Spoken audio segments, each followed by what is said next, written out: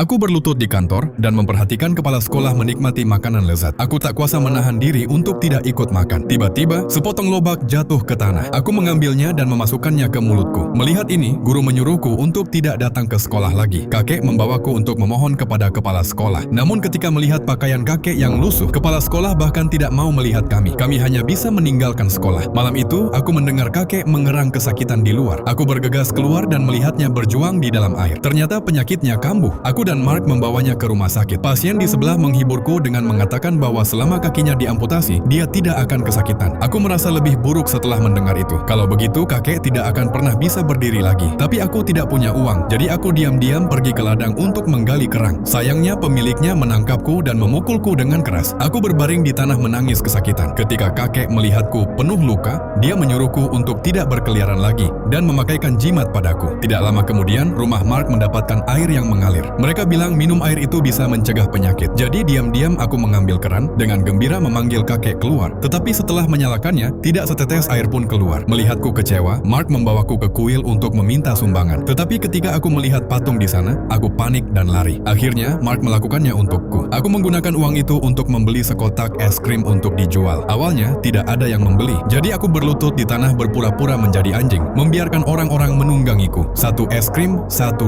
Setelah menjual semuanya, aku pergi membeli ikan bandeng. Aku memilih yang terbesar. Tetapi penjualnya mengatakan aku tidak punya cukup uang. Akhirnya dia hanya memberiku 2 ikan kecil. Malam harinya, aku menyajikan sup ikan untuk kakek. Dia menyesapnya dan berkata rasanya enak. Jadi keesokan harinya, aku bekerja lebih keras lagi berjualan. Tetapi anak-anak itu sengaja menindas dan menekan tubuhku ke tanah. Untungnya, ibu Mark mengusir mereka. Dia juga mengajakku ke pesta pernikahan dan mengatakan akan ada kue untuk dimakan. Aku meletakkan es krim di bangku dan diam-diam mengintip ke dalamnya. Namun aku tidak menyangka kalau anak-anak itu mencuri semua es krimku lagi. Mereka bersembunyi di gang sambil makan dan menertawakanku. Dan saat itu satu-satunya kaki kakek hilang. Aku berlari pulang dan menangis terseduh-seduh. Mark membawakanku kue pernikahan, tapi aku tidak peduli apapun. Aku mengambil keranjang dan berlari ke pertanian lagi. Mark mencoba menghentikanku, tapi aku hanya ingin kakek cepat sembuh setelah makan ikan. Mark tidak punya pilihan selain membantuku menggali kerang. Tiba-tiba sebuah tongkat muncul di belakangku. Aku sangat takut sehingga aku berlari dengan putus asa, tetapi malah langsung jatuh ke laut. Mark berteriak memanggilku untuk kembali dari pantai, tetapi semuanya sudah terlambat. Kakek menunggu dari malam hingga subuh. Ketika dia melihatku lagi, aku sudah terbaring di dalam kotak dingin. Dia bersandar pada tongkatnya dan mengetuk kotak itu berulang kali. Melihatku dibawa pergi, kakek akhirnya jatuh pingsan. Namun aku tidak menyesalinya. Jika aku bisa mengulanginya lagi, aku tetap akan memilih kakek. Jika kalian penasaran dengan kelanjutannya, silahkan tonton filmnya secara full. Film ini berjudul Such a Life, yang dirilis pada tahun 1997.